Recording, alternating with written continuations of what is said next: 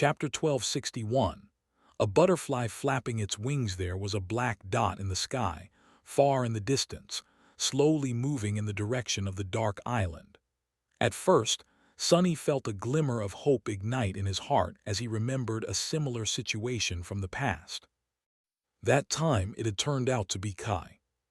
But this time, his intuition was ringing alarm bells, and a cold feeling of dread crept from somewhere to grip him with icy claws. Sitting on the shadow chair with his legs crossed, Sonny leaned back and sighed. Crap! With that, he exploded with a flurry of activity. First, Sonny dismissed his precious chair and dashed toward the middle of the island. At the same time, he sent a mental command to Saint. Nephi's and she were currently engaged in a furious sword fight. Light and darkness were intertwined in a shimmering whirlpool of sharp steel, and the graceful knight's onyx figure was starkly contrasted against the rippling white tunic and alabaster skin of her slender opponent. Following Sonny's order, Saint froze. The tip of Neph's sword stopped a split second later, hovering millimeters away from the slit of her visor. Nephi's frowned, then retracted her sword and looked around. There was a shadow on a rock outcropping that protruded from the ground a few meters away. It seemed to belong to a young man, and was currently waving its arms in the air while pointing at the sky. She swiftly turned around and looked up, then dashed away a moment later. That's done. Running as fast as he could, Sonny leaped over a murky puddle of water and landed near a half-eaten fragment of tarnished silver. The scrawny figure of Imp could be seen nearby, laying on the ground with a blissful smile on his fiendish face. His hands were rubbing his ballooning belly with delight. Stand up, buddy. The gluttonous goblin opened his eyes and stared at Sonny in confusion, then awkwardly tried to rise to his feet. However, outweighed by his full stomach, Imp lost his balance and promptly plopped back down. We don't have time for this. Sonny leaned down, grabbed the weakly struggling fiend, and hoisted him on his shoulder. What the hell? Just how much had the little bastard swallowed up? Even with the strength of an ascended tyrant, Sonny was struggling to carry Imp. His veins swelled, and a befuddled expression appeared on his face. Commanding the shadows to wrap themselves around his body, he grunted and continued to run. A dozen seconds later, Sonny reached the edge of the familiar fissure and unceremoniously tossed the little fiend down. Then, he threw one more look at the sky, and noticing that the black dot had already drawn nearer, jumped into the deep ravine himself.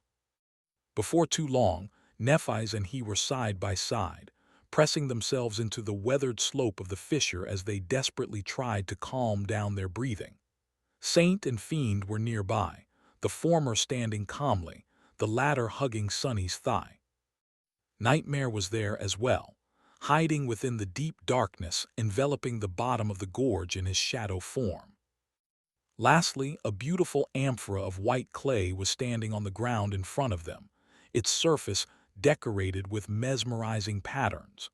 It was another one of the memories Summer Night had given to Nephi's, and its purpose was to mask their presence. Gods only knew if the amphora was going to work or not. Out of Sonny's 5 shadows, one had to volunteer to leave its area of effect and serve as a scout, though. Well, perhaps volunteer was the wrong word.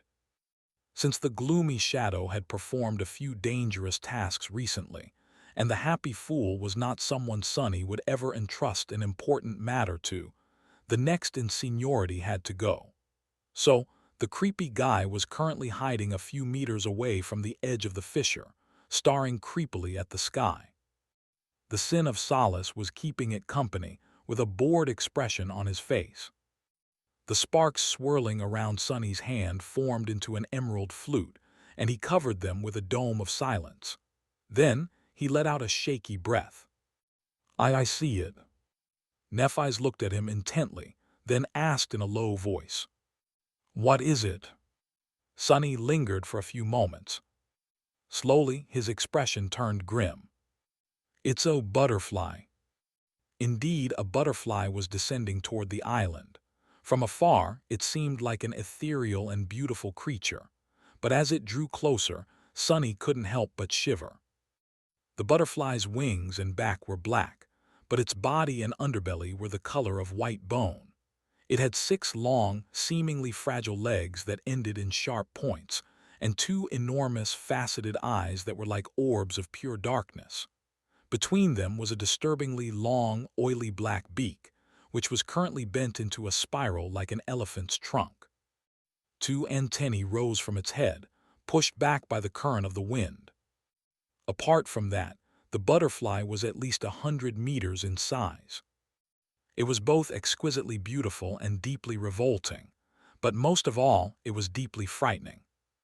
Sonny gritted his teeth. It's another great monster. His heart was beating rapidly in his chest, and his back was covered with cold sweat. Great, this is just great. Great, ha, it literally is. By his side, Nephi scowled. What about? The monstrous butterfly was obviously intending to land on the island, but at that moment the crimson water parted, and the azure serpent's scaled snout rose into the air. Pierced by a mad gaze of its cloudy eyes, the great monster suddenly seemed wary. It moved its wings and altered the direction of its flight, circling the corpse of the black turtle from above instead of diving down to land on the black rock. The butterfly's huge eyes were aimed at the ancient serpent, and its antennae twitched rhythmically. The great beast of the river bared its bloodied fangs and let out a furious roar, as if announcing its claim of the remains of the titanic turtle. This demented old snake. Did the serpent not want to live? Why was it going around challenging great monsters? Am I really such a delicacy? Sunny did not know what the giant butterfly was thinking, but one thing was certain. It did not like that serpent's challenge. It did not like it at all next. Sunny described what was happening in a hushed voice. He didn't really need to whisper, considering that they were surrounded by a dome of silence, but it made him feel better. And what was happening appeared pretty clear. The monstrous butterfly had been attracted by the smell of blood and arrived to feast on the corpse of the black turtle that the azure serpent had so laboriously killed. The azure serpent, meanwhile, was having none of it. In fact, judging by the madness burning in its eyes, the great beast was overcome with the bloody desire to rip the giant butterfly apart as well. This thing really doesn't know what's good for it, huh? What was the reason for the azure serpent's reckless insolence? Humans often described nightmare creatures as mad, but that description was not entirely accurate.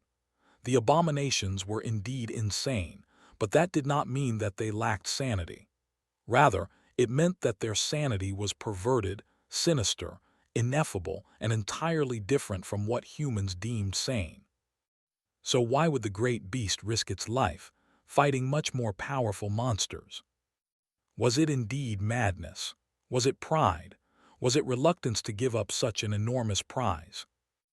Or was it more reluctant to surrender 2 human souls that burned the flames of divinity to the stronger abomination?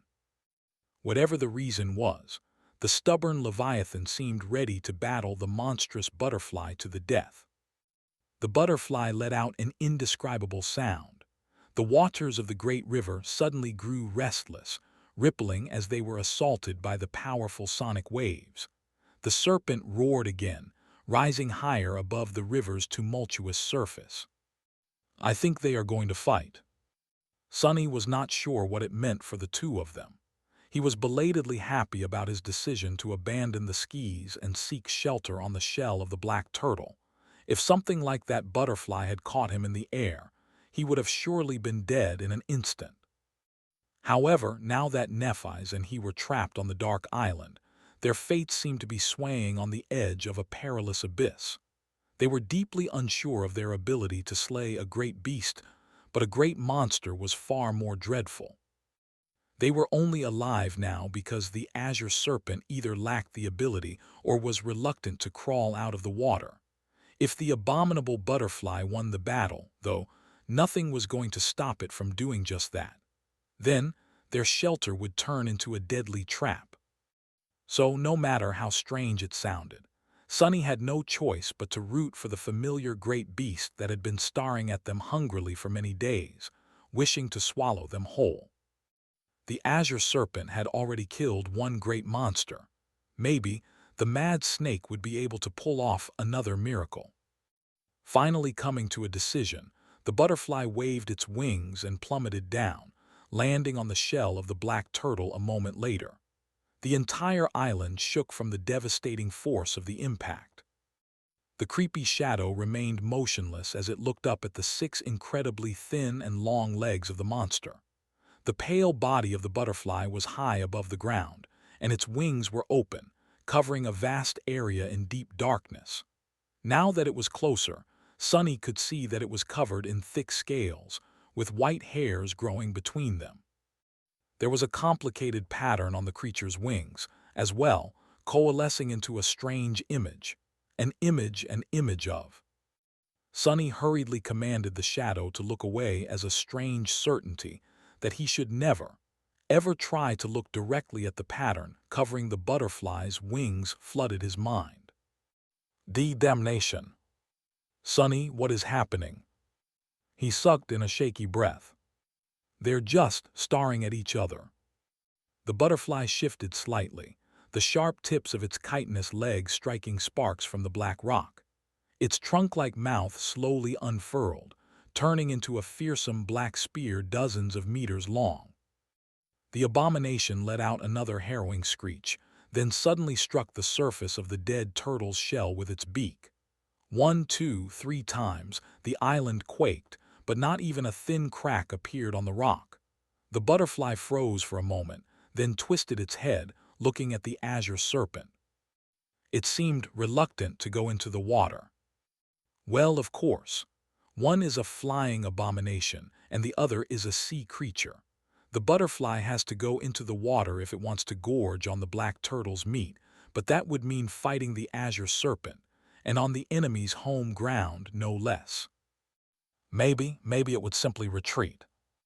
Just as Sunny thought that, the butterfly suddenly folded its wings and lunged forward. There was no hesitation, no warning. Just a deafening sonic boom and a harrowing black and white blur that suddenly shot toward the serpent like a gigantic javelin. A hurricane gale rose from the confounding fury of the great monster's lunge. It's attacking. A split second later, an enormous pillar of foaming crimson water rose into the sky. The serpent seemed to have managed to avoid the abominable butterfly's obliterating charge. However, its sharp legs tore at the sea creature's azure body. The great monster easily dove into the water, as though the depths were its home. Both creatures were suddenly hidden from view, and only the shaking of the island and the colossal waves that were assaulting its slopes showed that a titanic battle was happening underwater. They're fighting. Nephi's remained silent for a few moments, then gave him a strange look. Sunny, where are they fighting, in relation to our position? He stared at her in confusion, then said, below water, to the left of the turtle's tail. She lingered a bit, then took a deep breath. Then they're on the opposite side from the turtle's head, where the entry wound is. So, while the serpent is preoccupied, shall we dive down and harvest some meat? He opened his mouth, startled. Then he slowly closed it again. Dive down, harvest meat. Are you crazy? Damn, I said it again. Nephi's looked at him very seriously and shook her head. No, I'm not crazy. I'm hungry. What they were trying to do did indeed seem a little crazy. There were 2 great abominations fighting on one side of the black turtle, and Nephi's wanted to dive into the water on the other side to steal some of the turtle's meat. Because she was hungry. But of course, it was really not that unhinged of a plan. She had not suggested it out of a burning desire to satiate her belly, rather, it was out of necessity. The longer they were to go hungry, the weaker they would become. The weaker they became, the slimmer their chances of survival would be. Neither Nephi's nor Sunny knew if they would get a better chance to harvest the black turtle's meat than now, when the azure serpent was distracted. In fact, they did not even know if they would live long enough to enjoy the fruits of this perilous decision. If the monstrous butterfly won, they would probably die soon, but there was nothing they could really do about that. So, the only thing they could do was prepare for the other outcome to the best of their ability. Grimacing, Sunny looked away and shook Imp off his thigh. Curses! Then he gritted his teeth and started climbing out of the fissure. Hungry, she's hungry. Hungry is she. Just what sin did I commit in my past life to be cursed with all these gluttonous women? Oblivious to his heartfelt plea, Nephi's followed. It took Sunny just a few moments to scale the vertical slope of the deep fissure and climb onto the quaking surface of the dark island. It was shaking and swaying, pushed by the harrowing fury of the unseen battle that was happening below the waves. A split second later, Saint landed nearby, and a vast shadow crawled from the darkness to take the shape of a tenebrous steed. Neph arrived last, slowed down a little by the need to carry the fragile amphora in one of her hands. Imp had been left in the relative safety of the fissure, since he was of no use in the current situation. Sunny and Nephi's glanced at each other, and then broke into a sprint without having to say anything. Their goal was the end of the island beneath which the black turtle's enormous head was floating in the crimson water. It was also where the azure serpent had broken through the great monster's silver armor and burrowed into its flesh, leaving behind a gaping wound. Since the scales of the creature were all but impervious, the meat could only be harvested from inside such a spot. As they were nearing the point where the shell of the black turtle started to slope down at a steep angle, Sunny sighed and dismissed the shroud of dusk. Left in just his underwear, he ignored Neph's strange gaze and summoned the nimble catch and the essence pearl instead. I've traded a couple of memories just for such an occasion from the House of Night. She lingered for a moment, then looked away. Oh! While the nimble catch was weaving itself from the sparks of light, Sunny threw a glance at his body and frowned a little. He had always been lean, and while his muscles simply refused to gain bulk, they had been like taut steel wire cables ever since the Forgotten Shore. Now, however, they had become a little bit too sculpted and defined. His abs were really like a washboard, which was not good at all. He had lost a lot of weight during the hellish journey through the nightmare desert and the days of hunger on the carcass of the black turtle. His body was all skin and muscle, with no fat left, which meant that it would start to devour itself next. Some men strived for such a physique, but for Sunny, who had grown up in the outskirts, it was a worrying sign. We really need to get that meat. As the strange garb woven out of a fisherman's net covered his pale skin, he noticed that Nephi's was giving him a sideways glance again, for some reason. Slightly confused, he said, "Summon that." But he did not have to say anything. The familiar golden rope was already manifesting in her hands. They needed to dive into the tumultuous red water to harvest the monster's meat, but they didn't have to be stupid about it. If something happened, Sunny could swiftly pull them away through the shadows. However, finding a proper shadow to dive into was hard underwater. And since the great river was in the throes of the battle between the azure serpent and the monstrous butterfly, its current could easily pull Sunny and Nephi's apart. She threw him one end of the golden rope, and he hastily tied it around his left wrist while she tied the other end around her right. At the same time, light swirled around Neph's slender legs and formed into two silver anklets. Sunny stared at them in confusion for a moment before realizing that their function had to be similar to the nimble catch. He was a bit envious. Hers was not an armor-type memory, so she did not have to dismiss the white tunic. I want to be sponsored by a Guiltythree saint too. Holding the black bow, Saint took a position that gave her a perfect view of the head of the dead monster and the seething water surrounding it. Her task was to protect, or at least try to protect them should either the serpent or the butterfly arrive. Nightmare could not help her in case the former showed up, but if the latter did, his speed would have to assist Saint in leading the butterfly away. The amphora was placed beside them. Sunny and Nephi's looked at each other one last time, then dashed forward and simultaneously jumped. The wind whistled in his ears. A few moments later, Sunny hit the crimson water and was instantly swallowed by it. It was like he had dove into a sea of blood. Everything around him was murky and red. Despite his best efforts, Sunny was momentarily disoriented, but regained his bearings after feeling a sharp tug on the golden rope. He found Neph through shadow sense and followed her as she swam forward with purpose. She had already done this once, after all. Granted, there had not been two great nightmare creatures creating a storm nearby at that time. We need to be fast. Breathing with the help of the essence pearl, Sunny swam through the crimson waters of the great river. Guided by a golden rope that glowed faintly into the red murkiness, Sunny swam forward. The waters of the river of time, mixed with the crimson blood of a great monster, were cold and tumultuous.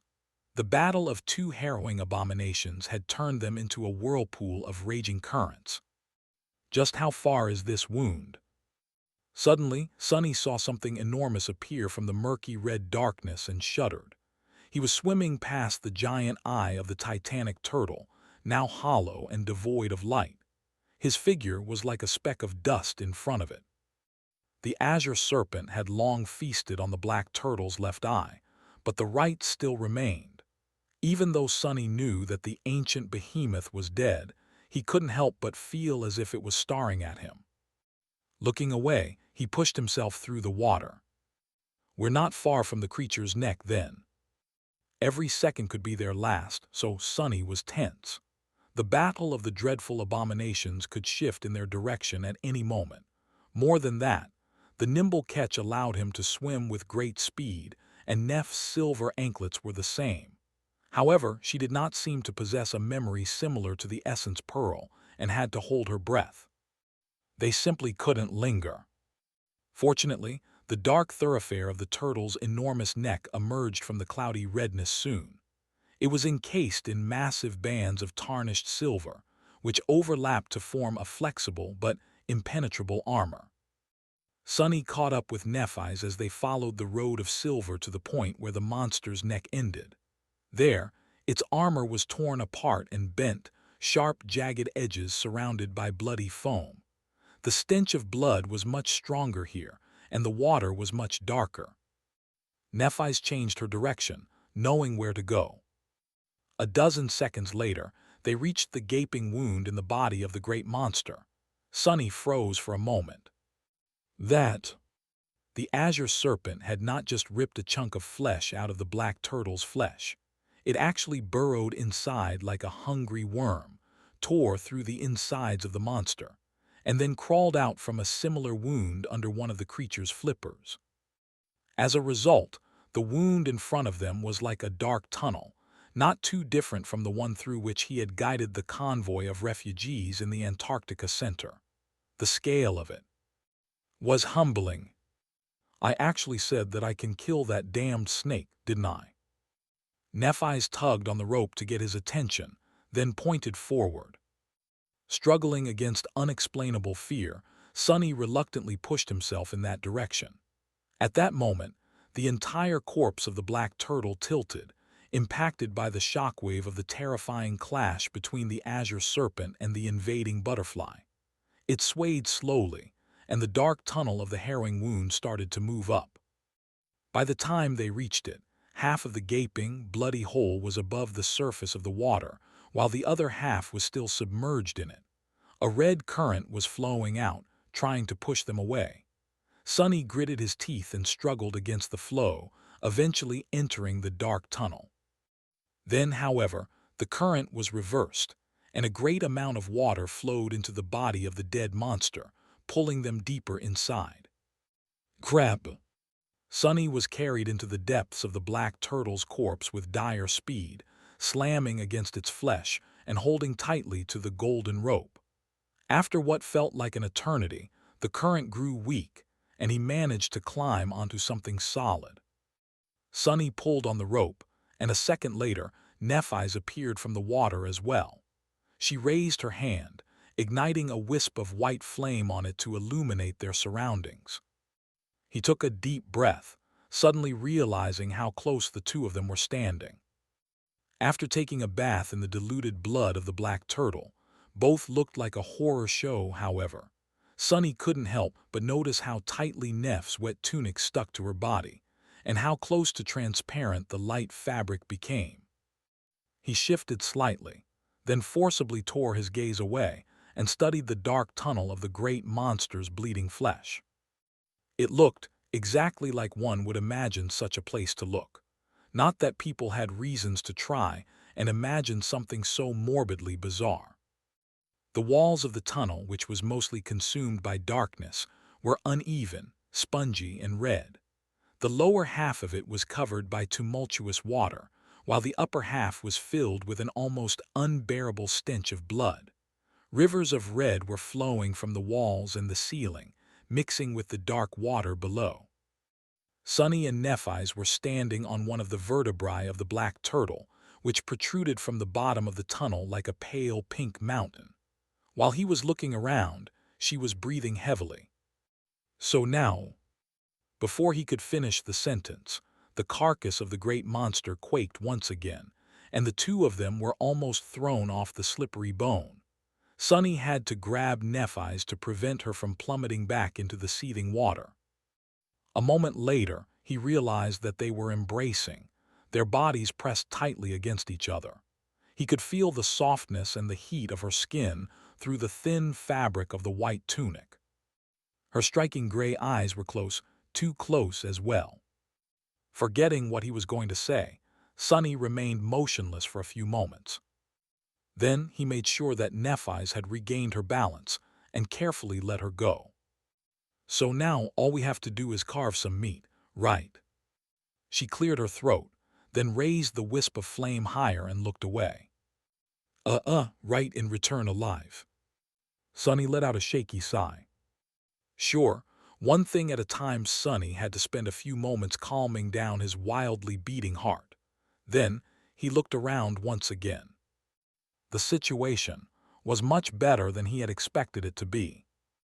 He really had not considered that the grotesque tunnel left behind by the azure serpent would be only partially drowned.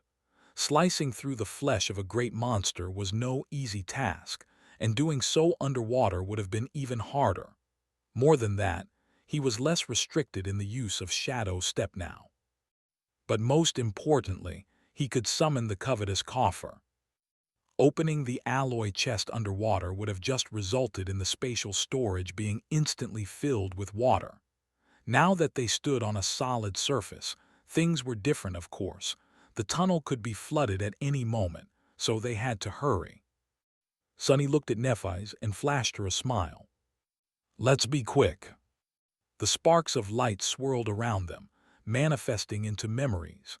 Neph's flame was replaced by a luminous paper lantern, and a sizable alloy chest appeared on the porous pink surface of the great monster's bone. A moment later, their weapons manifested. Am I reduced to a mere butcher's cleaver? Ah, such humiliation. Sunny almost yelped when a familiar figure emerged from the darkness. The Sin of Solace looked somberly at his disheveled appearance, then shook his head. He was still clad in the shroud of graceless dusk, not to mention perfectly dry. Damn fool! Sunny whispered a stifled curse and commanded the shadows to wrap themselves around the jade blade of the cursed sword, which had manifested itself a split second before. Then he hissed. Gods, you almost gave me a heart attack. Nephi's froze for a moment and looked at him with a slightly startled expression. Oh, did I? Sorry. Sunny's eyes widened. No, not you, I wasn't talking. Ah, never mind. The Sin of Solace observed him with a small, disdainful smile. I must say, this is a peculiar location for a date.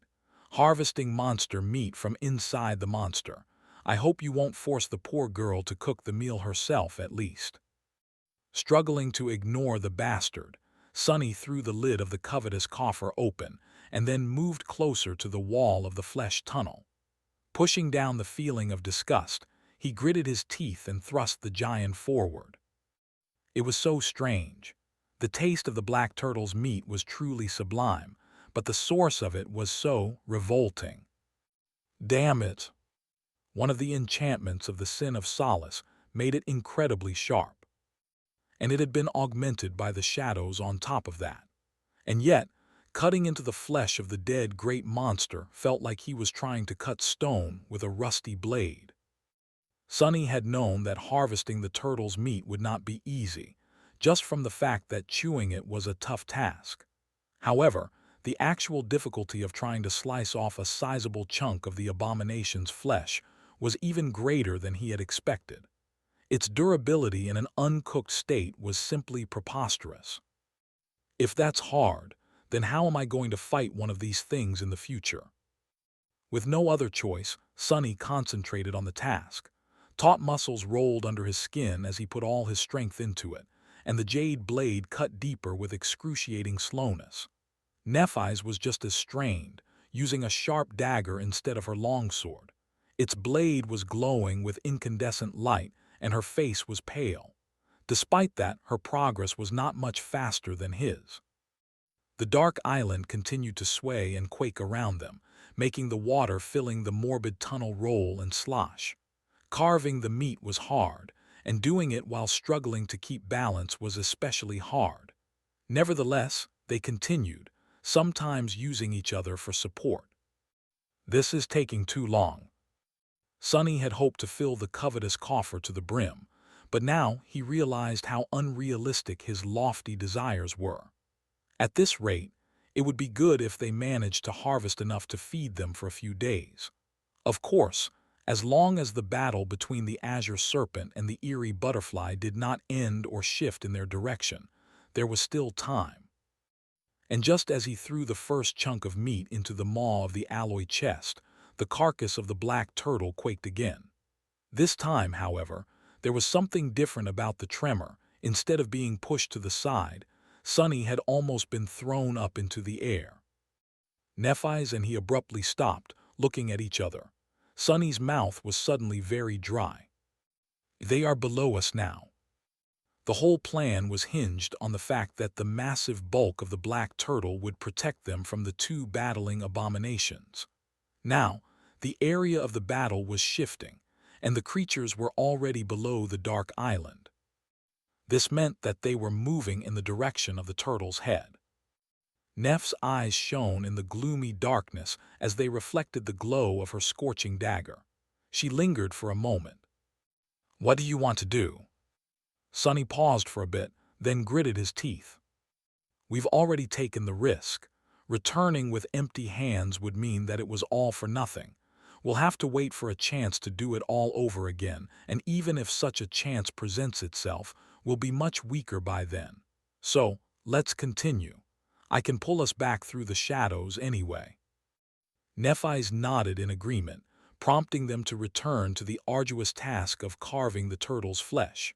Both of them were much more tense now. A few more slabs of meat fell into the covetous coffer, and at the same time, the shockwaves traveling through the island showed that the battling abominations were drawing closer to the creature's head. Eventually, Sonny lowered his bloodied hands and grimaced. "That's enough. It is too dangerous now." Closing the lid of the alloy chest, he dismissed it and froze for a moment, concentrating his perception on the haughty shadow. He had left it with Saint and Nightmare, so it had a good view of the turbulent waters surrounding the black turtle's head. The water had been turbulent before, but now it was simply boiling. Bloody foam was undulating like a stormy sea, and two enormous shadows could be seen far below, intertwined with each other. They were just under the entrance to the gaping wound, at the base of the titanic turtle's neck. "Time to go." Grabbing Neph's hand, Sonny pulled the two of them into the shadow. But nothing happened. The shadows remained ethereal and elusive, as if he had never possessed the ability to dive into their dark embrace. Sonny froze, then slowly looked down. He was still standing on the slippery pink bone. Shadow Step had failed to activate. What's wrong? What's wrong? Two identical questions sounded at the same time, but they couldn't be more different. Neff's voice was tinged with a hint of sincere concern, while the voice of the sword wraith was full of biting mockery. Sonny was motionless for a few moments, still holding Nephi's by her hand. He shivered slightly after his second attempt to use Shadow Step failed, and she must have felt it. He looked up at her and hesitated. When he spoke, his voice sounded hollow. "My ability doesn't seem to work anymore." An insidious fear suddenly drowned his heart, and at the same time, the dark island quaked again, the source of the tremor much closer than it had been before. The fear was irrational and animalistic. It had little to do with their perilous situation, and more with that fact that his powers had abandoned him without a warning. It was as though he had suddenly found himself missing a limb. There was disbelief, confusion, dread, and, finally, terror. It took all his willpower to push that terror down. The sin of Solace laughed. Ignoring it, Sonny forced himself to speak. Just give me a moment." He had no idea why Shadow Step, which had never failed him before, was suddenly ineffective. Perhaps something was wrong with the shadows populating the insides of the black turtle. If so, there was an easy way to check. A few moments later, the shadow lantern appeared in his hand, and a flood of shadows flowed out of its open gate. However, the result was the same. It was not the shadows that were wrong, but Sonny himself. Really such an idiot. The damned sword wraith was having the time of his life. Sonny clenched his fists, then uttered through gritted teeth. "I don't seem to be able to bring us away at the moment. Sorry." Nephi's frowned, then carefully looked around. After a short pause, she suddenly said, "In hindsight, it makes sense." Feeling a sudden sense of hope, he raised an eyebrow. "It does." She nodded. "It is a great monster, after all, and we are inside its body. A creature like that would have protections against someone like you bypassing its fearsome armor by teleporting directly inside. The black turtle is dead, but some of its defenses must still remain. Perhaps if the gap in power between us wasn't so vast, your ability could have still tore through them." Sonny remained silent for a few moments. "Why didn't I think about that before?" Nephi shook her head. "I didn't either. Don't you think that blaming yourself is too much? We couldn't have known. We've never faced an enemy such as this." She was right, but she was also wrong. Sonny might not have tried to enter the body of a colossal enemy through Shadow Step before, but he saw how the Azure Serpent had killed the black turtle. He could have at least considered the possibility of doing something similar. In any case, everything seemed simple in hindsight. He winced, then looked at Nephi silently. As if reading his thoughts, she guided her flames from the blade of the incandescent dagger through her body and into his. But the result was the same. Shadow Step was refusing to activate. After feeling the warmth of Neff's flame leaving him, Sonny drew in a shaky breath and belatedly realized that he was still holding her hand. He was in no hurry to let go, finding it reassuring. A deep frown appeared on Sonny's face as he looked in the direction of the entrance of the tunnel. Right now, the Azure Serpent and the great monster it was fighting were exceedingly close to the gaping wound, making the prospect of leaving the way they had come absolutely lethal. What were their options, though? Staying here was tantamount to death as well. Actually, there is a third option. Sonny turned around and looked into the depths of the tunnel, then pulled Nephi's forward. "Let's go. The entrance is blocked, but there's still the exit. The old snake burrowed right through, didn't it? The exit wound is on the other side of the turtle's body under its flipper. We'll escape through there and climb back onto the island." That was the most rational decision he could make.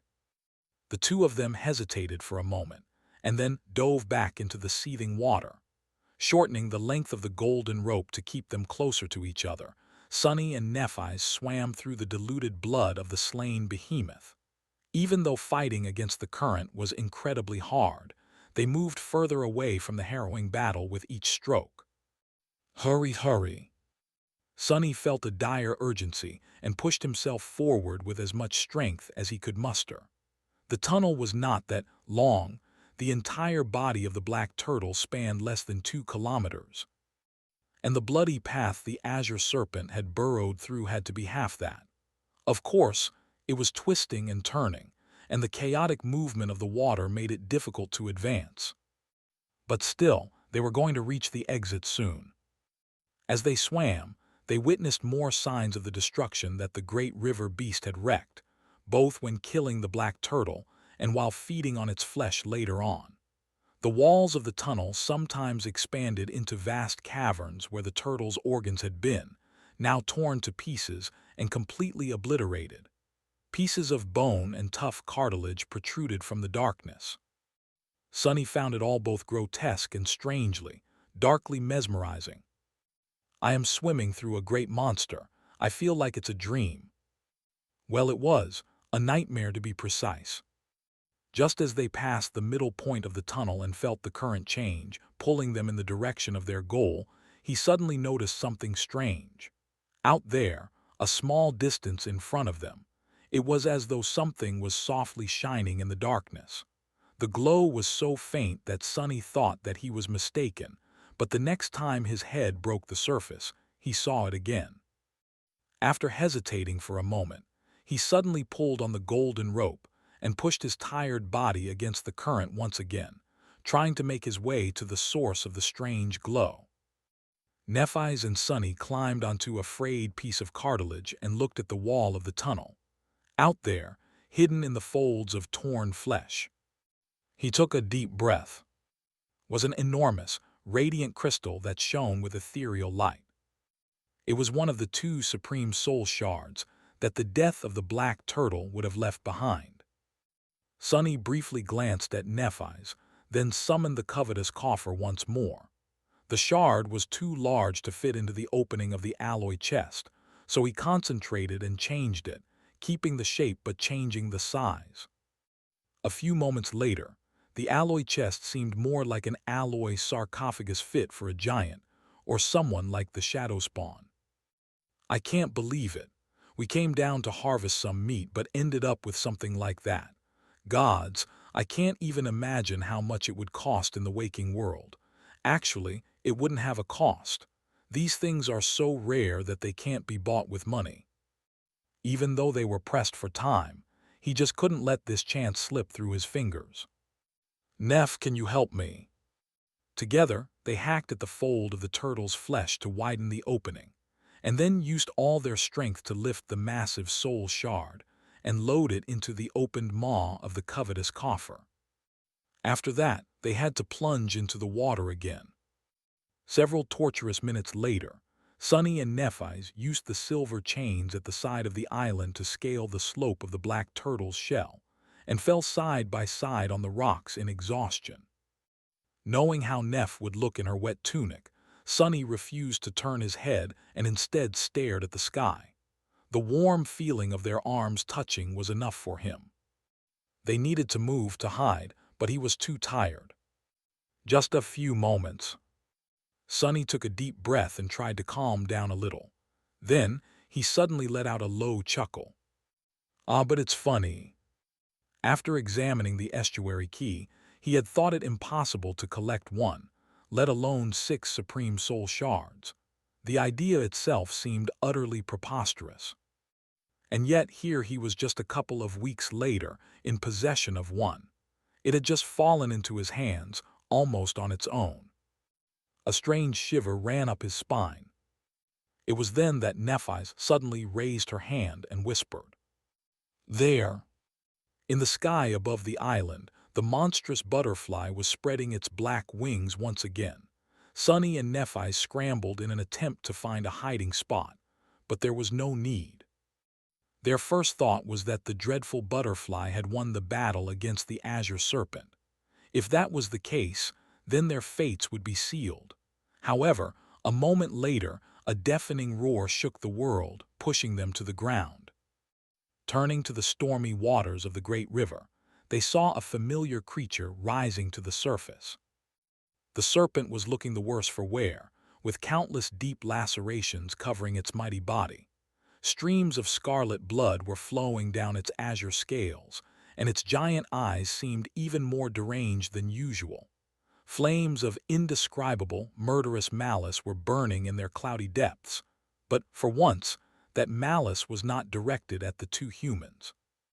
Instead, it was aimed at the battered butterfly. Now that Sunny and Nephis had a few moments to observe the great monster in detail, they noticed that it was in a sorry state, too. One of its 6 legs was missing, and there was an ugly tear on one of its beautiful wings. Its body looked strangely disheveled, and although none of the white scales covering it were missing, many of them were covered with thin cracks. The great monster was retreating. Sunny froze, momentarily stunned. Even though he had hoped that the azure serpent would win the battle against the much stronger nightmare creature, he could not quite believe that it actually happened. Old snake, just what damned kind of abomination are you? It was already miraculous for a great beast to defeat a great monster. 2 of them, though. While not impossible, it was certainly abnormal. Even if the monstrous butterfly was an aerial creature and was thus at a disadvantage while fighting underwater, the tenacity of the azure serpent was confounding. Sunny stared at the bloodied leviathan somberly. As if sensing his gaze, the serpent lowered its snout and glared back at him. Crimson water was flowing out of its slightly opened maw. He shivered. It's no mere beast. Indeed, he should have known.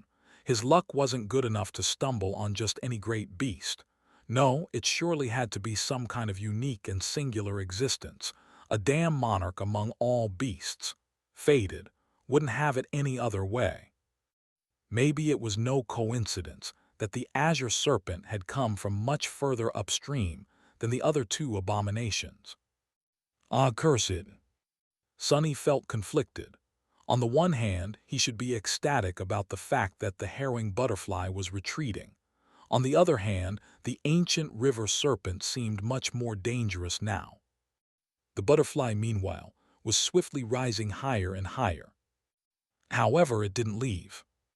Instead of disappearing into the distance, the great monster turned into a black dot once again and started to slowly circle the island from above. It looked like the creature was not giving up on the carcass of the black turtle, just recovering its strength and biding its time to make another attempt. The azure serpent threw one last hateful glance at it, and then dove into the water with an angry hiss.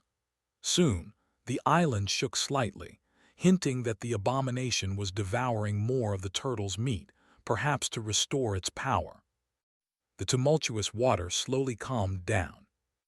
Left in the sudden silence, Sunny and Nephis stared at the vast expanse of the great river in exhaustion. After a while, he slowly exhaled. I guess it seems we survived. She nodded slowly. Yeah, I'll go find a deep pond.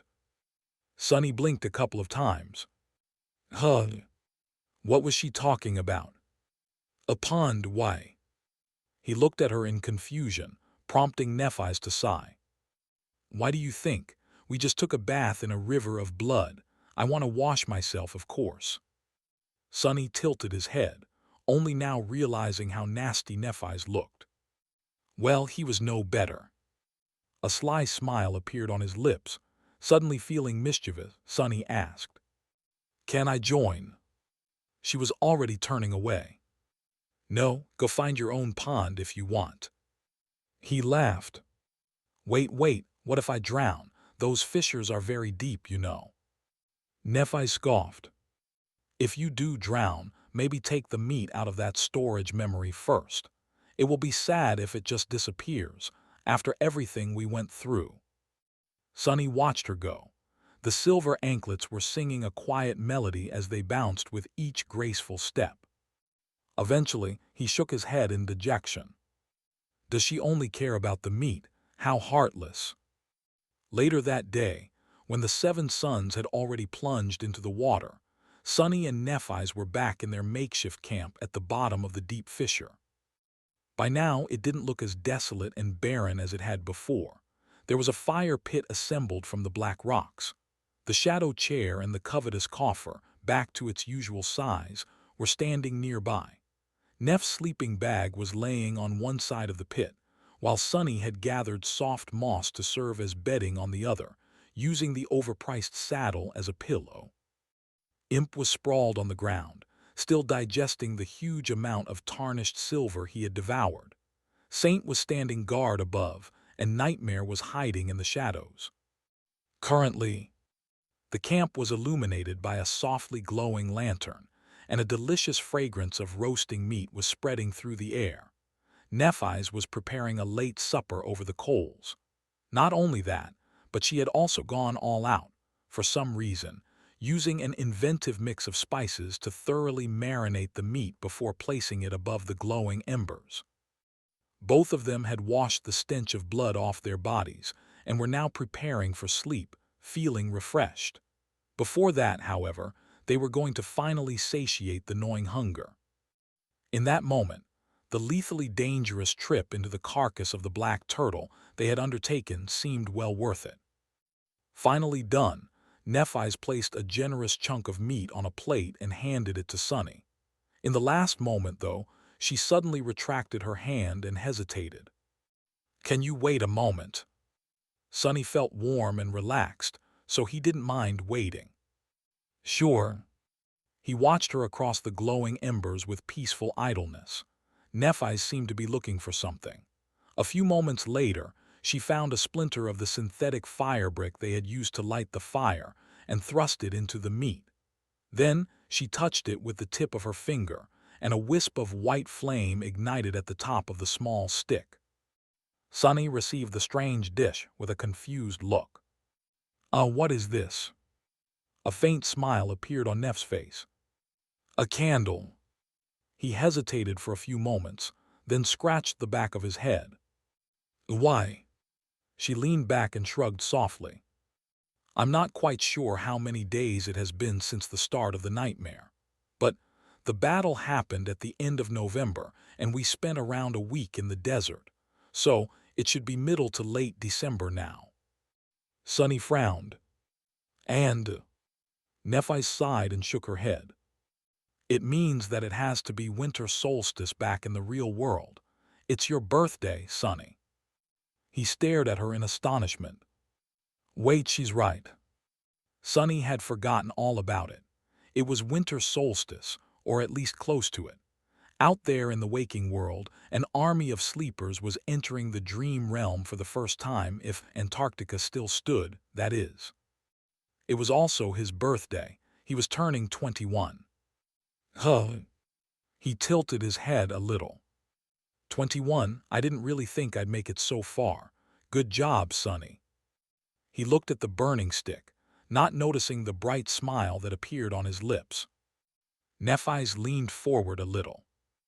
If I were you, I would hurry up and make a wish. Wish, wish, wish. Hidden by shadows, Sunny's smile grew brittle and strained. There were a lot of things Sunny desperately wished for. However, the ominous words carved into a random piece of flotsam he had encountered by chance weighed heavily on his heart. So he held himself back and made a point of not wishing for anything. A pity. Sunny blew out the improvised candle and hungrily sunk his teeth into the juicy meat. The taste of it was indescribable.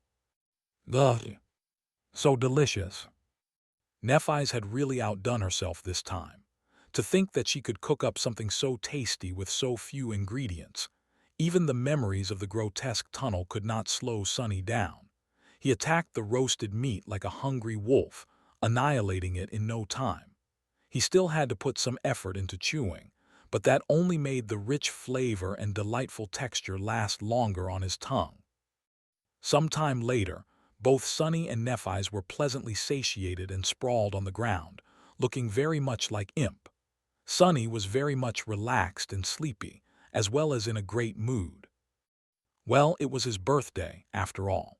Surviving one more year was enough of a reason to celebrate, especially considering how many odious things he had lived through to get to today.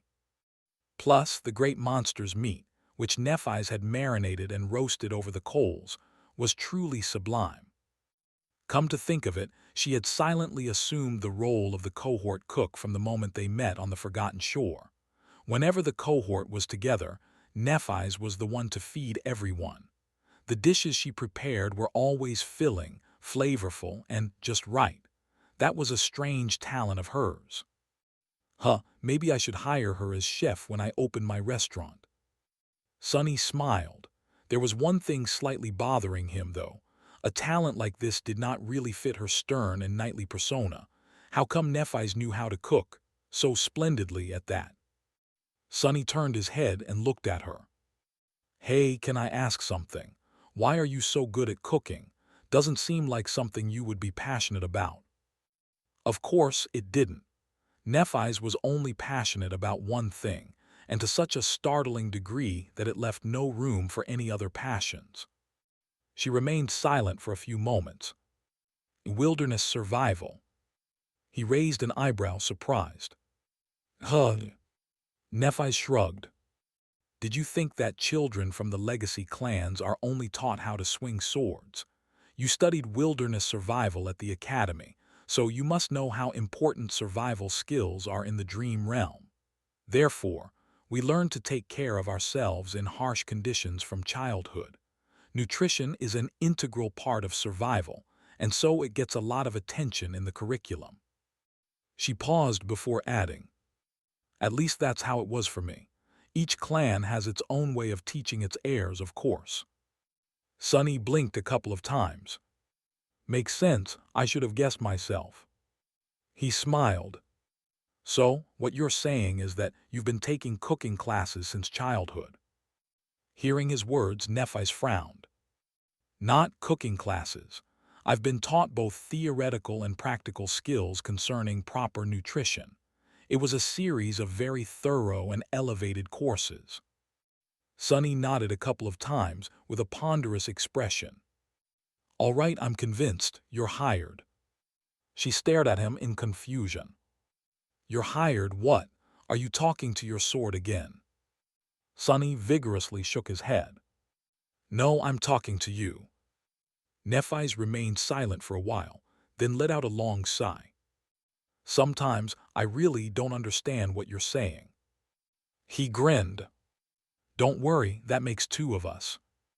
With that, Sunny laughed and turned away. Anyway, good night, Neph.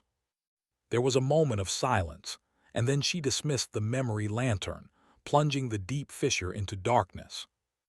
Good night, Sunny. The carcass of an ancient behemoth floated on the currents of the great river, and two humans slept peacefully in a crack in its shell. Their lives slowly changed after the appearance of the dreadful butterfly, but strangely, not by much. Both Sunny and Nephi spent their days pretty much as they had before. They trained together, ate together, and rested on the soft moss together. Sometimes, Neph would go off to practice swordsmanship on her own, while Sunny would study the estuary key or sit motionlessly for hours, observing the azure serpent.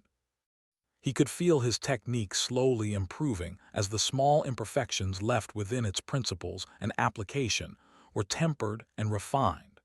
He could also feel his understanding of the great beast deepening bit by bit.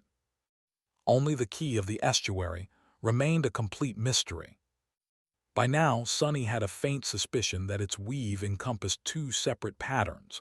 One was hidden within the other with its function aimed inside. The other was much more vast and complicated, with its function directed outside. Both were stunning, ingenious, and inseparably intertwined. He had no idea what either of the patterns was supposed to do, though. Troublesome. When the tapestry of black string started to blur in front of his tired eyes, Sunny would turn his attention back to the azure serpent. The frenzied creature was not having a great time. It continued to devour the flesh of the black turtle day after day, waiting patiently for the opportunity to consume Sunny and Nephi's. But now it had to contend with the monstrous butterfly, which was a harrowing adversary. The butterfly descended from the sky on the third day after their first battle, and then again on the sixth. Both times, the two great abominations fought to a bloody draw, and the winged horror chose to retreat. Nephi's hid in the fissure while the creatures were battling, but Sunny secretly stalked them from the shadows. Extending his shadow sense deep into the water, he followed the azure serpent as it furiously fought against the great monster. Watching someone fight with their life on the line was the best way to truly get to know them, after all. Just these two battles pushed Sunny's understanding of the mad Leviathan further than days of peaceful observation. The azure serpent was proud and powerful and absolutely insane. Its madness was even more terrifying than the sinister frenzy consuming the minds of all nightmare creatures. It was also insidiously cunning and exceedingly lethal, possessing a frightening combat acumen that must have been honed by experiencing thousands of perilous battles. This was why the great river serpent managed to send the more powerful creature, retreating 3 times in a row. On the 7th day after their first battle, however, a new change shook the dark island. This time, Nephi's was the first to notice the anomaly. Sunny and she were resting after an exhausting spar. He was meditating with his eyes closed, while she was leaning her back on him, still catching her breath. He sensed a sudden tensing of her muscles, and then the warm pressure was gone. Opening his eyes, Sunny glanced at Nephi's and noticed that she was looking intently into the distance, where the endlessly flowing waters of the great river were sparkling under the light of the 7 suns. The azure serpent was nowhere in sight, and the island was not trembling, which meant that it was circling the stone shell of the black turtle. The monstrous butterfly was a small black dot in the sky. What had caught her attention then? "What is it?" Nephi's lingered for a few moments, then pointed at a distant patch of water downstream of them. "There, can you see it?" Following her gaze, Sunny studied the currents. After a while, a scowl appeared on his face, too. "I can, but what are we looking at?" There, still far away from the dark island, a span of the great river seemed different from the rest of its vast expanse. From their position, it was no larger than a coin, which meant that the strange anomaly was thousands of meters wide. It did not seem too threatening. The water's surface was simply a bit rough there, as if rippling under a strong gale. The problem was that such a gale would probably affect a larger area, not just a relatively small and strangely distinct patch of water. A much bigger problem was that this patch seemed to be moving purposefully in their direction. Sunny wasn't sure at first, but after observing the river for a dozen seconds, he grew certain that it was no mere coincidence. In these dozen seconds, the rough patch had already drawn visibly closer. His face darkened. "It has to be another abomination." Nephi slowly nodded. "I think so too." For a few moments, both of them remained silent. It was only logical that a new nightmare creature would appear sooner or later. They had already met 3, each of them harrowing in its own way. The arrival of the dark butterfly had also proven that the scent of black turtle's blood was like a lure for hungry abominations. All they could do was wait and see if the approaching horror was of the kind that could climb onto the shell or not. That was not the reason why Sunny felt somber, though. Rather, the appearance of the 4th threat had forced him to face an eventuality that seemed more and more like the truth. That truth was that they would not be able to use the carcass of the black turtle as a ship to safely reach civilization. After all, no matter how much they had hoped that they would. It had seemed possible when there was only the azure serpent circling the island. The arrival of the dark butterfly made it questionable. The appearance of the 3rd contender was like a nail in the coffin of Sunny's hope. If there were 3, there would be 4, 5, and more, sooner or later, one of the abominations would crawl onto the shell, discover the two humans, and devour them. The corner of his mouth twitched. But what can we do? They couldn't escape by water, since it was populated by unthinkable horrors. They couldn't escape by air either, since it was just as dangerous. Even though the carcass of the black turtle was slowly starting to seem more and more like a death trap, there was no way out. He sighed. Let's just enjoy the show for now. If I know anything about the old snake, it won't let the newcomer get close without a fight.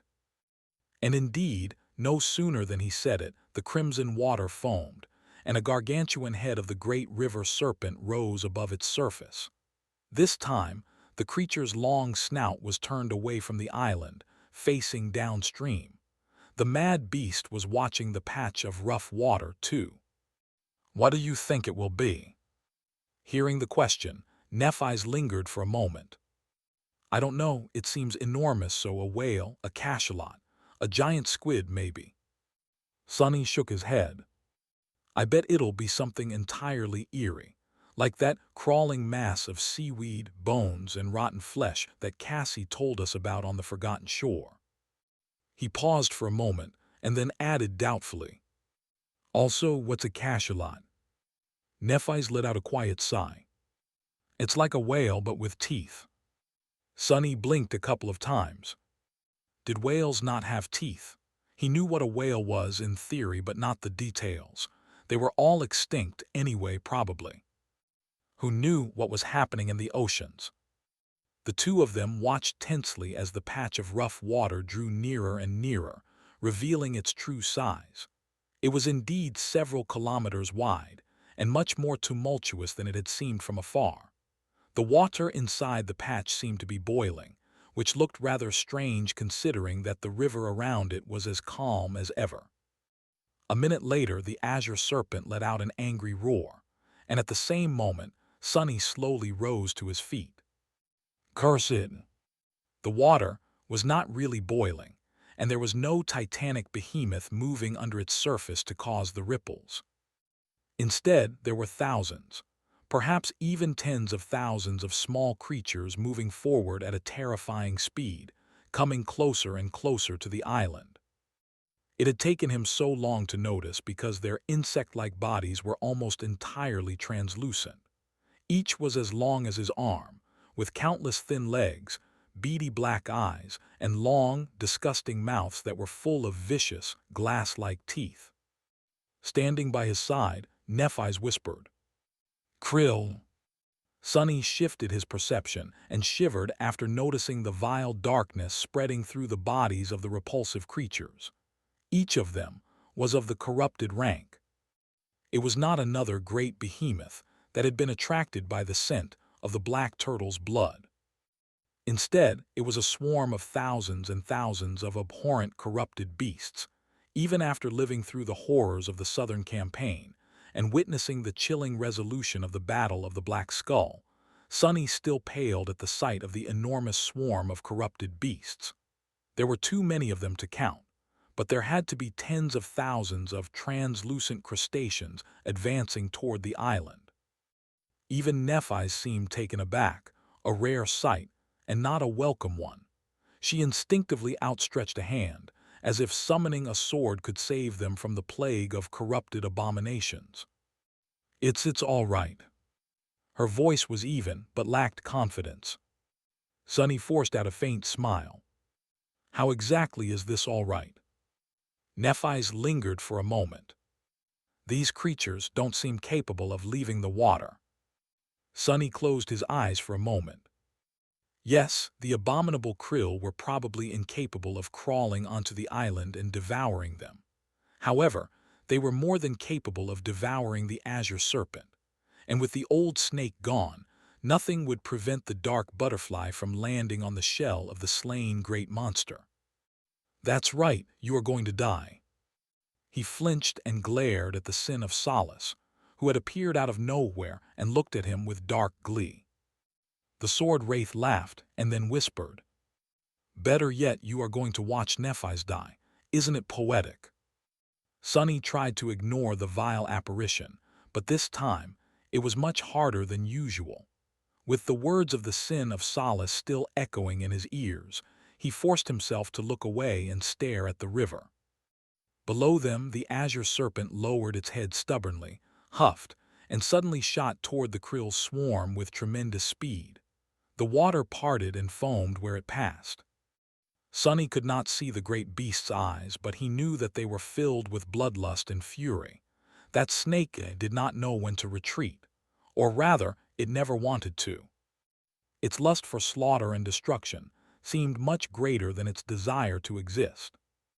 It's admirable, really. What an earnest beast. It took a special kind of lunatic to make a vice into a perverse virtue. The azure serpent's extreme bloodlust had made it into a much more fearsome existence than it should have been. But how was it going to fight tens of thousands of corrupted abominations?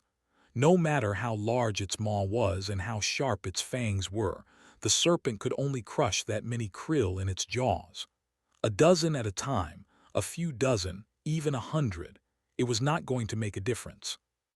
For every bite it took, 1,000 corrupted creatures were going to sink their teeth into the great beast's flesh, even though there was a vast gap between the two ranks. It was not as insurmountable as that between the two masters and the azure serpent. It would have been different if the mad beast possessed unnatural powers, but it only possessed inconceivable physical might. Not all enemies, however, could be destroyed with pure strength.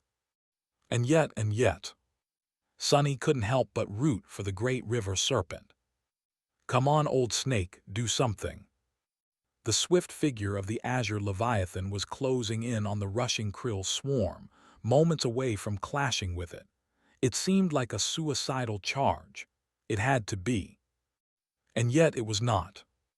A second before the azure serpent plunged into the mass of translucent krill, it dove down. In the next moment, Sunny and Nephi swayed, pushed back by the shockwave of a demented, enraged roar. Even distorted by the mass of water, it was still loud enough to make their ears ring and their bones vibrate. The krill, however, since they had been much closer to the source of the roar, the shockwave spread through the swarm like a battering ram. Sunny's eyes widened when he noticed numerous translucent bodies suddenly convulsing and losing their speed. The swarming abominations were stunned. Some of them, those who had been closer to the azure serpent, were paralyzed completely, while those that had been further away were at least disoriented. Sunny concentrated and extended his shadow sense as far as he could, and then a little further still. He just barely managed to sense the massive shape of the great beast flying through the restless water. That was why he sensed the mighty muscles of the serpent moving, his long body contracting like a bow. Then, its tail shot forward like a whip, and a sudden explosion sent countless tons of water rushing outward in a crushing wave. The sonic boom was even louder than the mad beast's enraged roar, and the force produced by it not only stunned the krill, but also tore many of them apart. Many more were completely obliterated by the tail of the azure serpent. But incomparably more were already rushing from all sides, aiming to bite into its massive body. The giant jaws opened and snapped, grinding 100 krill into dust. It was like a drop in the ocean. Then the serpent did something strange.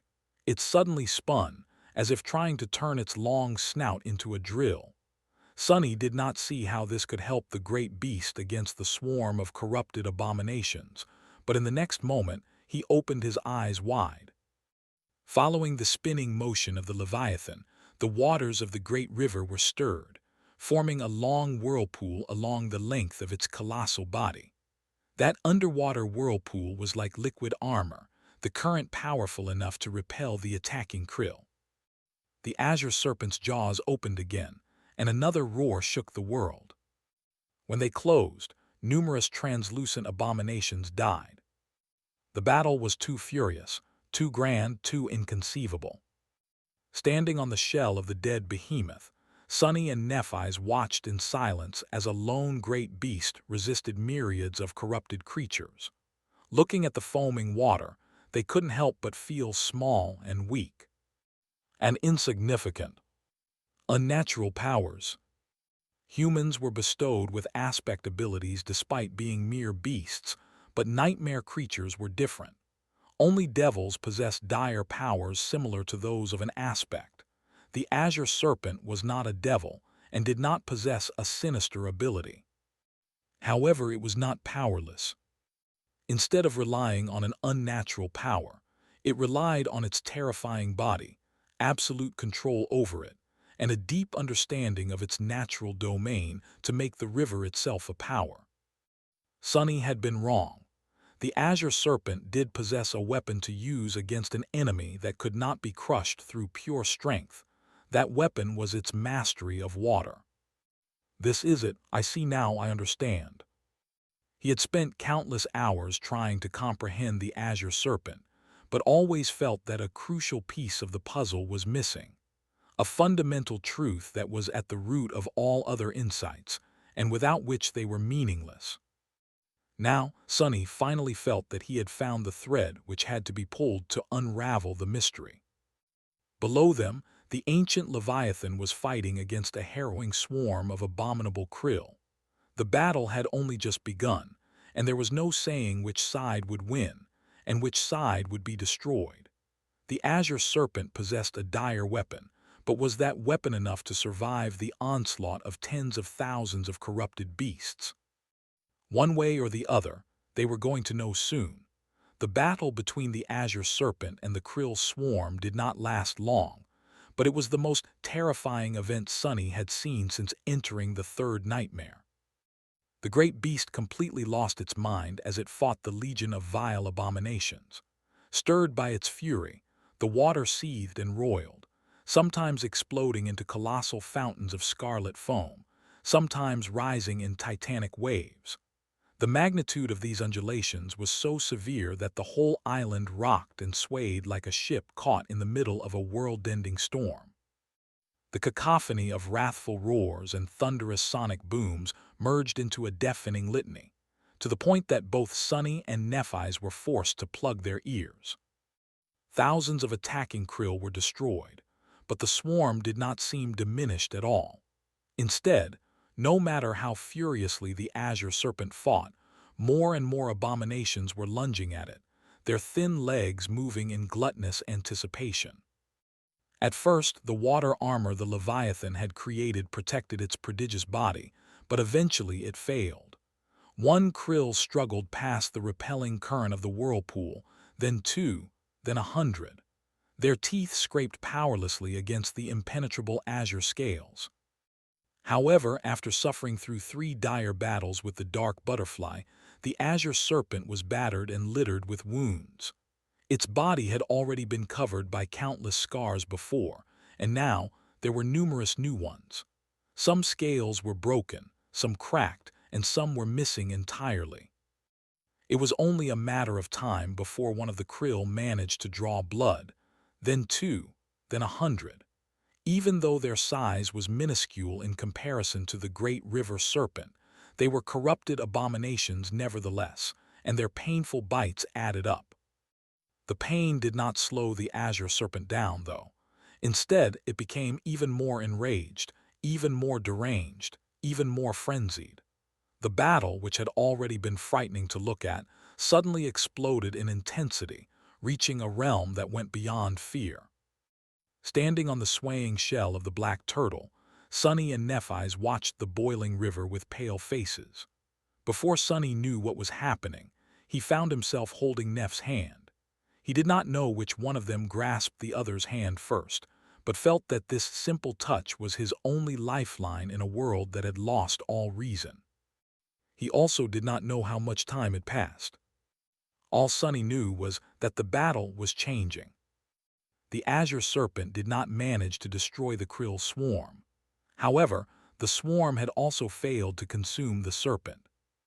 But their goal was not the mad Leviathan in the first place.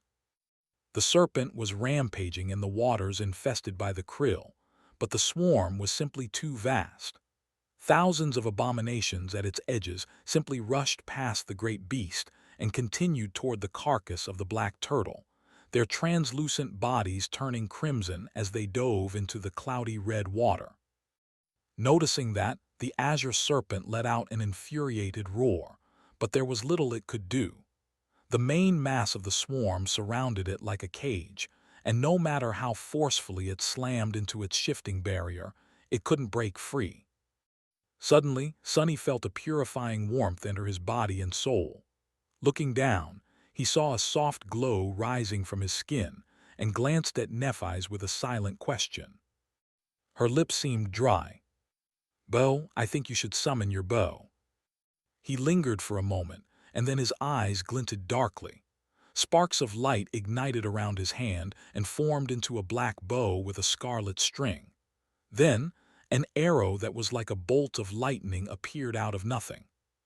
Drawing Morgan's warbow, Sonny aimed at the seething mass of the approaching krill and let the strike of thunder loose. The lightning flashed toward the crimson water and exploded, sending arcs of electricity flying across the surface of the river.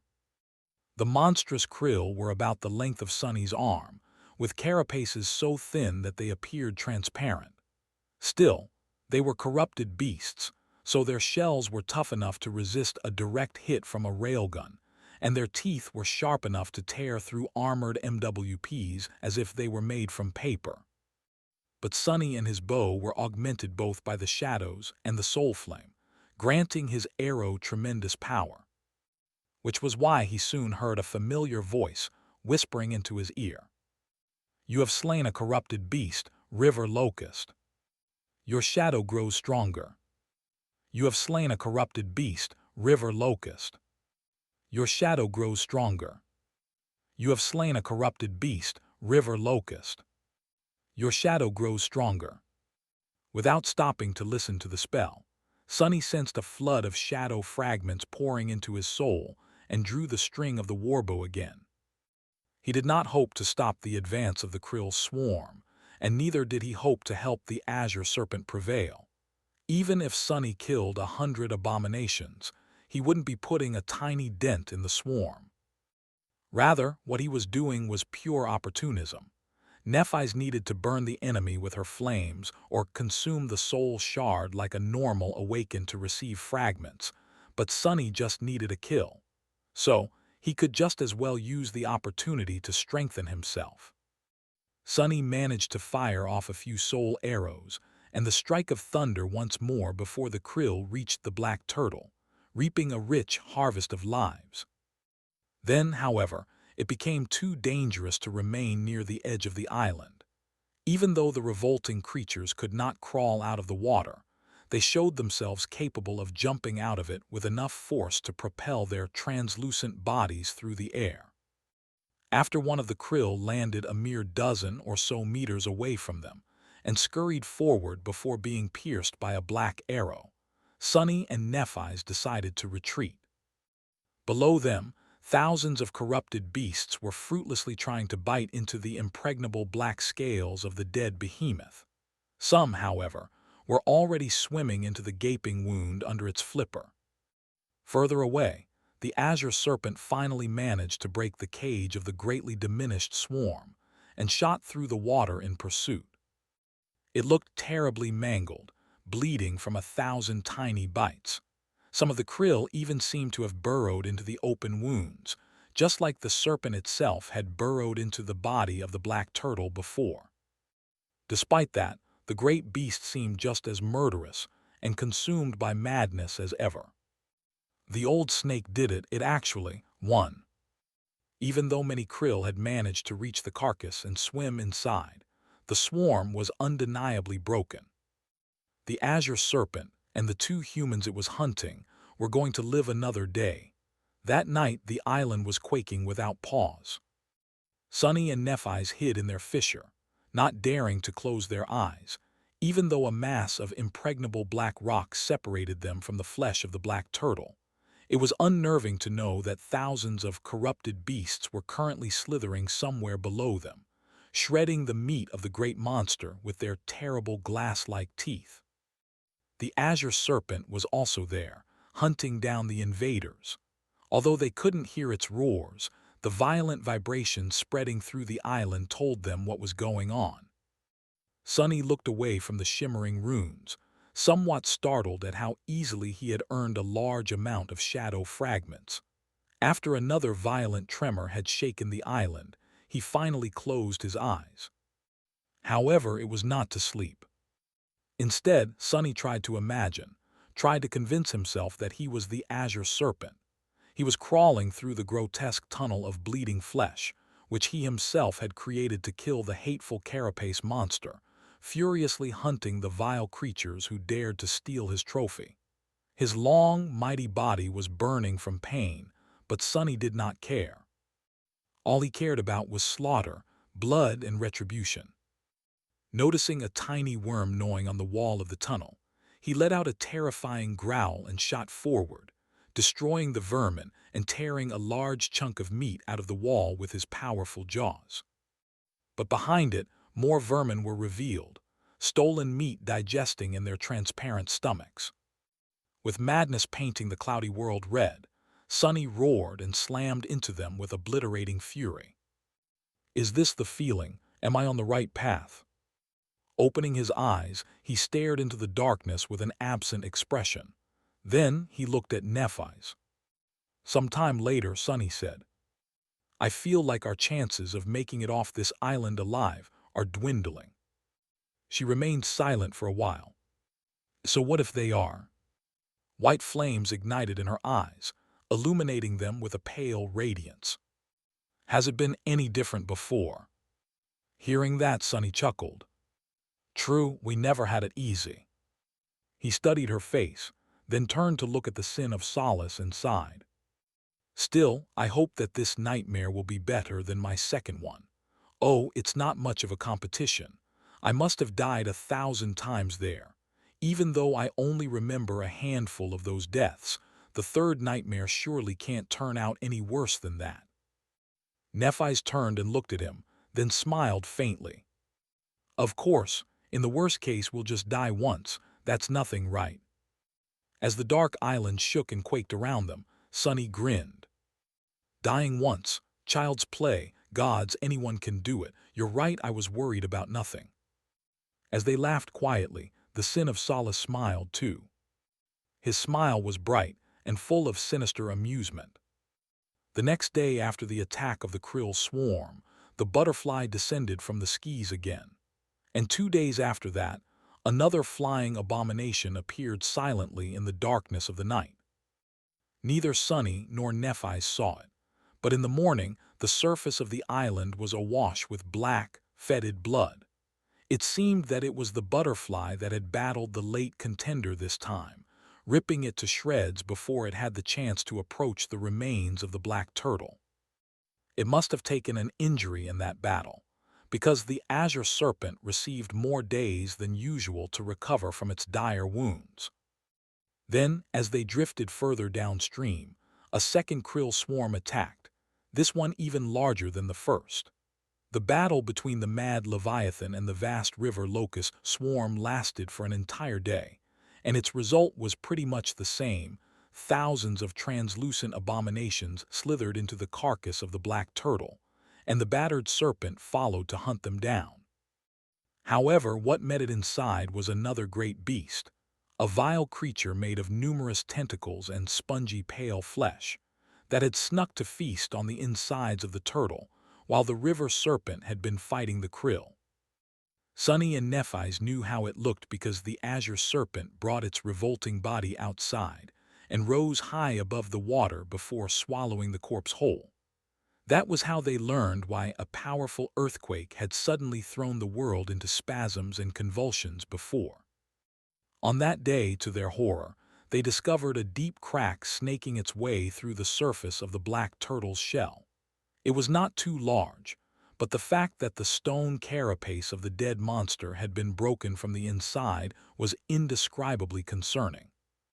Next morning, Nephi's went to the edge of the island instead of practicing with Sunny, as they usually did, and spent several hours staring at the water. Then, she brought back disturbing news. The carcass of the black turtle was higher than it had been before. The parts of it that had been hidden underwater were now dry and exposed. This meant that a considerable amount of the dead behemoth's flesh had already been devoured by the azure serpent, the marauding krill, and the pale thief, thus reducing its weight and increasing its buoyancy. It was also the reason why the swaying and the shaking of the island had grown much more severe lately. The carapace of the black turtle was deteriorating and cracking under the strain of harrowing battles raging around and inside of it, and at the same time, it was being gradually hollowed out by the nightmare creatures of the great river. Their titanic shelter was slowly coming undone under them. Worse yet, in the coming days, the number of abominations arriving to feast on the corpse of the titanic monster only increased.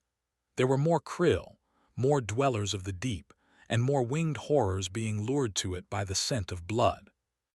It was a carnival of horror. The azure serpent and the dark butterfly were like champions among them, slaying all invaders and occasionally clashing with each other. But that only made the situation worse. Now, the dreadful inhabitants of the great river were attracted not only by the blood of the black turtle, but also by the blood of unfortunate abominations that had been slain in their attempt to feast on the turtle's meat. This can't go on much longer, it just can't. Both Sunny and Nephi knew that doom was swiftly approaching. However, there was nothing they could do.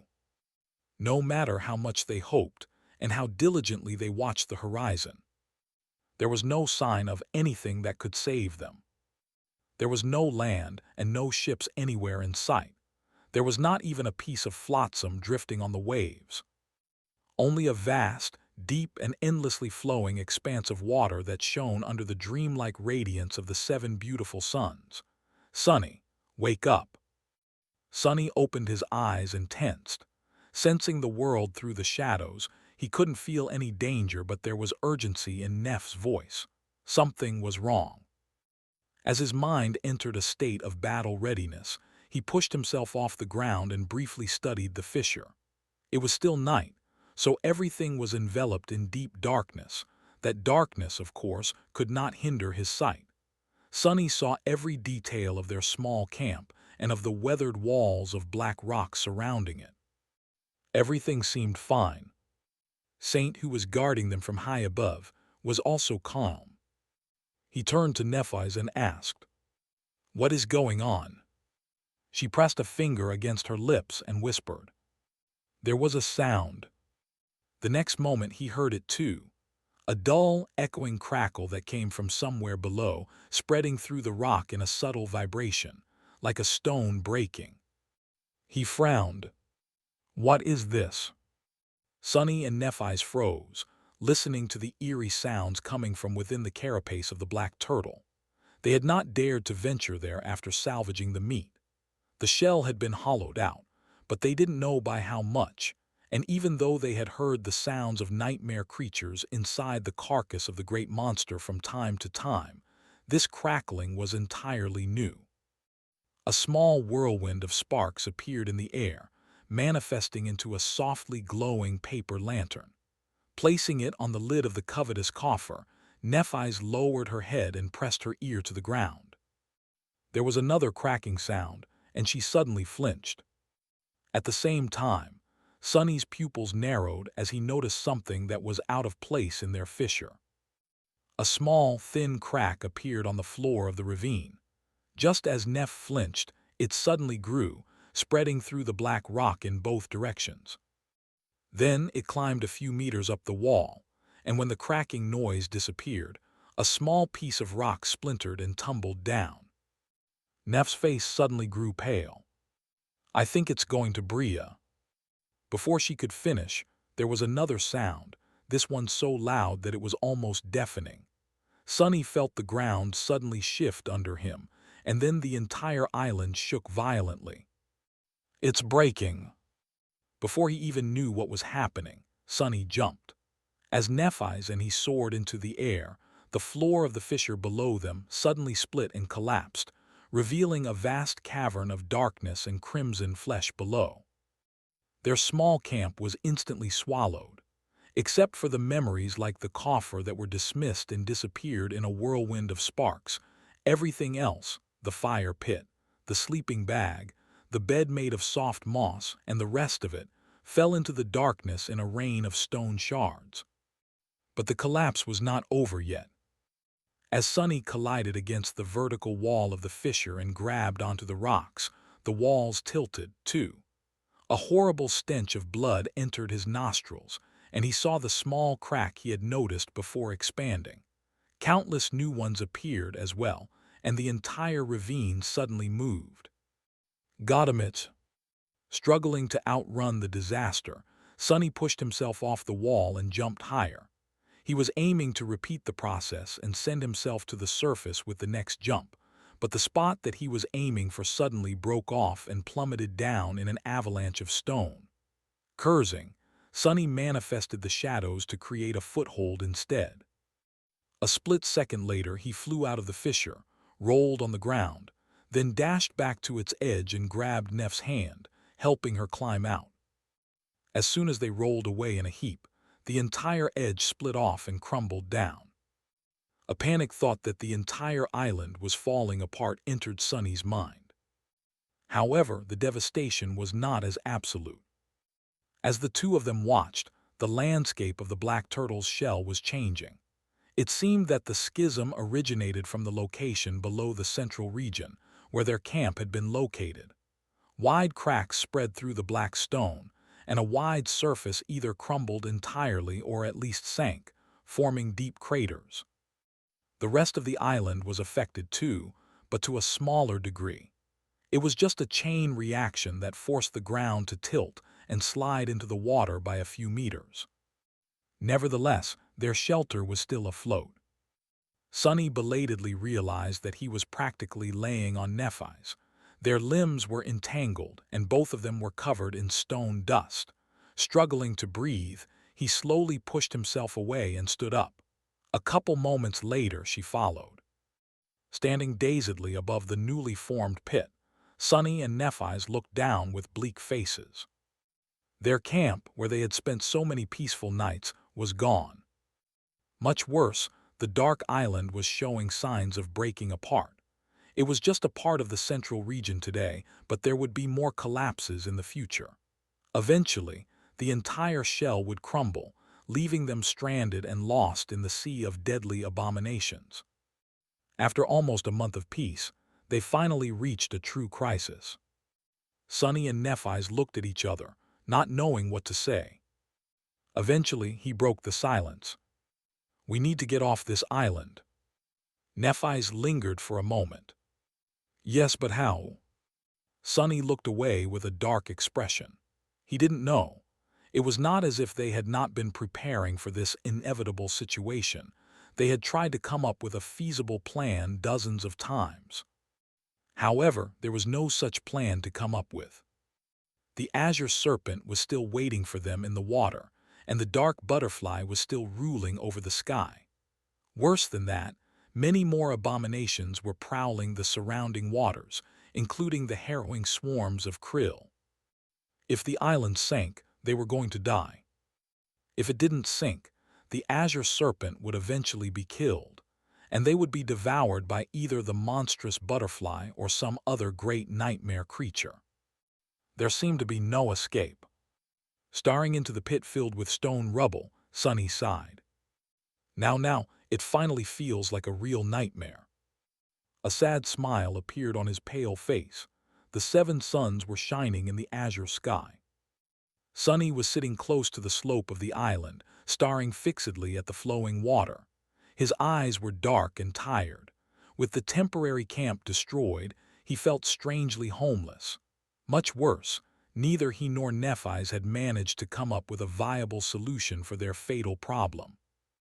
They had considered many things.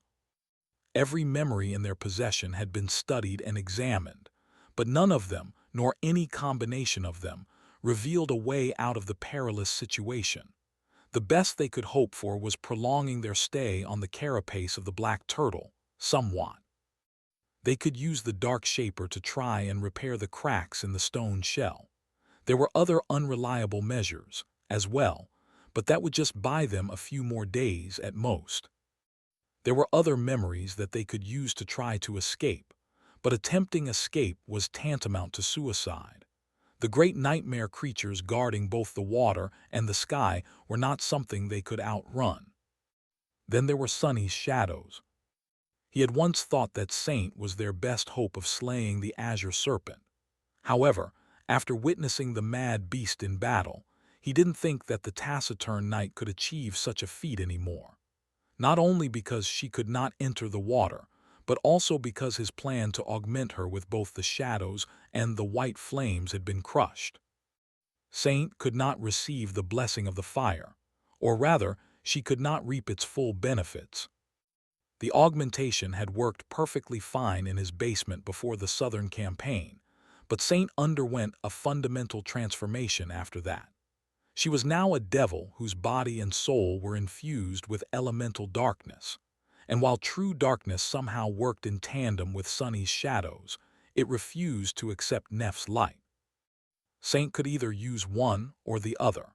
In any case, the result was not nearly as powerful as Sunny had imagined it to be. They could bestow the power of Shadow Flame on his other transcendent devil, though. Sadly, Imp was not nearly as formidable of a warrior as Saint. On top of that, the little bastard was in a coma. Or a food coma at least. The scrawny goblin had finally stopped devouring the tarnished silver and fell into a deep slumber. Sunny had a hunch that, after the great mass of mystical metal was fully digested, his gluttonous fiend would grow much stronger. But there was no telling how long it would take. So he sent Imp into the nurturing black flames of his soul to complete the evolution in peace. In any case, Imp was of no help for now. The same went for Nightmare. The tenebrous steed had loyally guarded their dreams and subjugated a good number of them, but he was still an awakened terror. Even if the black stallion managed to unlock his terror ability, he was no match for a great beast, let alone a great monster like the dark butterfly. So, Sunny and Neff had no tools that could help them escape from the shell of the black turtle. Which was why Sunny was sitting on the cold stones and staring aimlessly at the water. The water was much less cloudy than it had been before. The vivid red color had receded, turning pale pink. The black turtle only had so much blood after all, and by now, most of it had dissolved in the endless current of the great river. As he looked, the water suddenly foamed, and a giant serpentine head rose from its depths. A familiar gaze pierced him, brimming with hatred and madness. The azure serpent did not look too good. Just like the carcass of the black turtle, which had once seemed grand and indestructible, was now pitiful and hollow, the great beast was in a dire state. One of its cloudy eyes was gone, replaced by a bloody hole. Half of the terrifying fangs in its obliterating maw were either cracked or broken. Whole chunks of flesh were missing from its long neck, revealing red meat and white bone. And yet the azure serpent was undeterred. It was just the same. Its fury was the same, its hunger was the same, and its mad determination to kill the two humans was the same. The great beast stared at Sunny, and Sunny stared at the great beast. "Aren't you a persistent one?" His voice sounded grim and hoarse. Sunny remained silent for a while, then suddenly spat. "But what do you even know? Do you think you're so special? I know fury too. I know hunger too. I know madness too. Oh, and I've killed plenty of creatures more powerful than me too." A dark smile appeared on his face. "Who are you to dare stare me down, beast? I am lost from light who was born from the shadows. I am the rightful heir of death and the bastard son of fate. Wherever I go, ruin follows. If you had any sense, you would have run away as soon as you saw me." He shivered slightly, then sighed. "Ah, but it's too late now. What a pity." Standing behind him, the Sin of Solace laughed with disdain. "Wow, what a speech. What are you, an 8th grader?" Ignoring the apparition, Sunny looked away and stood up. There was only one way to leave the island. He had known it for a long time, but felt reluctant to admit it. However, there was no time to lie to himself anymore. Now, it was the time for the truth, no matter how hideous and terrifying it was. Walking through the crumbling landscape of the dark island, Sunny found Nephi's. Despite everything, she was still practicing with her sword, the lethal blade, and its master were both beautiful. The world of the Great River was lethal and beautiful, too. Sensing his approach, Nephi stopped and glanced at him with a composed expression. Sunny took a deep breath before coming to stand next to her, looking into her eyes. "I have something to say." She nodded slowly. "What is it?" Sunny lingered for a moment, then offered her his hand. "Give me your flame, all of it." Nephi's frowned slightly, a hint of concern appearing in her striking gray eyes. "Why?" He looked at her silently for a while, thinking. Sunny had told the old snake that Ruin followed wherever he went. But really, he was the one following Ruin around most of the time. The two of them followed each other, unable to separate, just like a shadow and a star casting it could not be separated. They were quite a pitiful pair. Eventually, he steeled his resolve. "Because I am going to kill the Azure Serpent." Thanks for watching. Please subscribe and like the video and comment down if anything wrong in the story. And if have any suggestion to a new novel or want next part of any series, comment down. Our target is to get 1K subscriber. There will be surprise for all of you. Stay tuned.